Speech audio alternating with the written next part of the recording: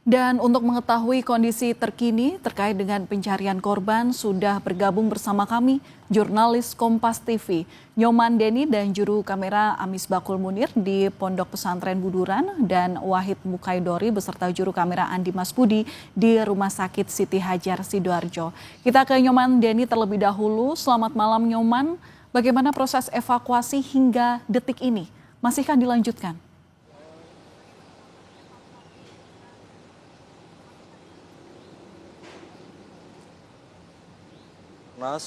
TNI, Polri, dan sejumlah relawan serta petugas pemadam kebakaran pada malam ini melanjutkan proses bagian dari proses evakuasi untuk melakukan pencarian terhadap para korban yang ada di reruntuhan bangunan Pondok Pesantren Al-Hosni di Buduran, Sidoarjo ini.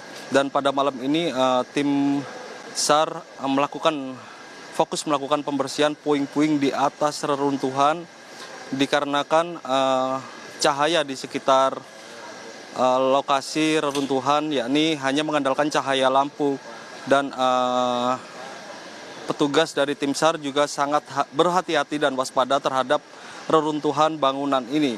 Dan sejumlah keluarga dari korban para santri yang hingga saat ini belum ditemukan terus berdatangan di posko SAR ini untuk memantau langsung proses pencarian yang bisa disaksikan langsung di posko yang disediakan layar oleh petugas SAR, dan mereka juga masih mengharapkan informasi perkembangan terbaru dari hasil proses pencarian. Dan rencananya tim SAR gabungan dari Basarnas ini juga mengupayakan proses evakuasi atau pencarian dan juga proses pembersihan puing-puing ini akan dilakukan terus-menerus yakni sepanjang malam ini, dan mereka juga mengupayakan agar proses ini bisa sangat diwaspadai karena reruntuhan strukturnya memang cukup rawan, Valen. Iya, Nyoman, ini kan ada data juga terkait dengan berapa jumlah santri begitu ya yang terkena musibah ini. Tentu yang kami butuhkan adalah berapa orang yang hingga kini masih dalam pencarian. Baik, hingga malam ini baru saja kami mengupdate data terbaru di petugas Tagana di dalam posko SAR ini, yakni mencatat sekitar ada 58 orang yang masuk dalam daftar pencarian orang dalam peristiwa runtuhnya bangunan di Pondok Pesantren Al-Hosni di Buduran, Sidoarjo. Dan tim SAR gabungan juga mengerahkan sekitar 30 dump truk ke lokasi reruntuhan untuk dengan cepat melakukan proses pembersihan puing-puing dan secara maraton untuk agar puing-puing tersebut bisa bersih, dan alat berat juga dikerahkan berupa kren di lokasi kejadian. Sementara itu total yang berhasil terevakuasi yakni sekitar 108 orang yang terdiri dari sekitar 18 orang dievakuasi oleh tim Basarnas, sementara sisanya yakni evakuasi mandiri saat kejadian terjadi pada beberapa hari yang lalu. Sementara 58 orang yakni masih dalam proses pencarian hingga saat ini, Valen.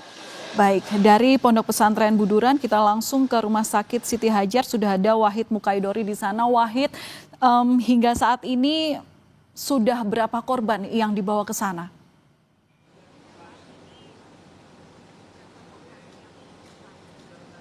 Valen, selamat malam.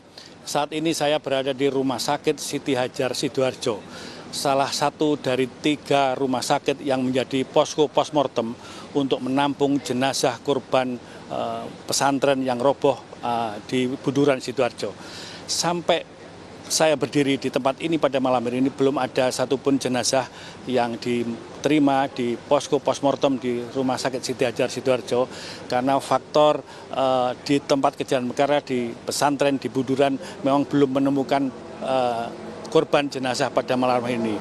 Namun perkembangan selanjutnya adalah bahwa diperkirakan besok korban evakuasi jenazah itu akan ditemukan secara bersamaan, sehingga posko postmortem malam ini 30 menit yang lalu akhirnya diputuskan dipusatkan di Rumah Sakit Bayangkara Polda Jawa Timur, sehingga tim forensik Rumah Sakit yang dari Polda Jawa Timur, Rumah Sakit Bayangkara Polda Jawa Timur, malam ini juga sudah bergegas menuju ke Rumah Sakit Bayangkara Polda Jawa Timur untuk menerima jenazah yang manakala malam ini berdatangan di Rumah Sakit Bayangkara Surabaya. Jadi 3 posko postmortem Rumah Sakit Bayangkara Surabaya, Polda Jawa Timur, Rumah Sakit Siti Hajar Sidoarjo, dan Rumah Sakit Porong Sidoarjo Surabaya.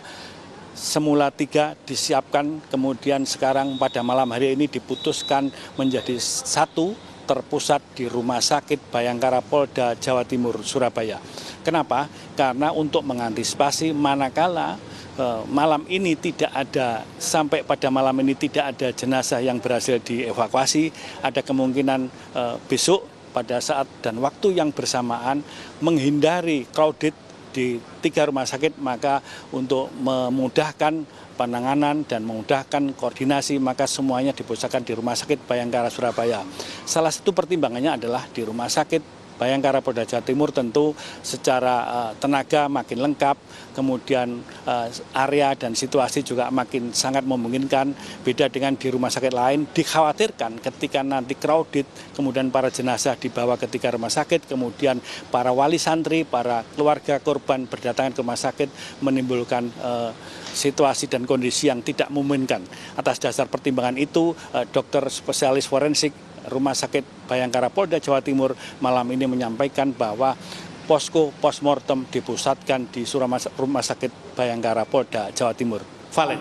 Ya, Wahid, tadi Anda menyampaikan bahwa posko postmortem ini dipindahkan atau dipusatkan di Rumah Sakit Bayangkara Surabaya. Singkat saja, apa yang harus dibawa pihak keluarga jika mereka ingin mencari anaknya begitu? Apa saja syarat-syarat yang harus dibawa untuk melengkapi postmortem yang diberlakukan di sana?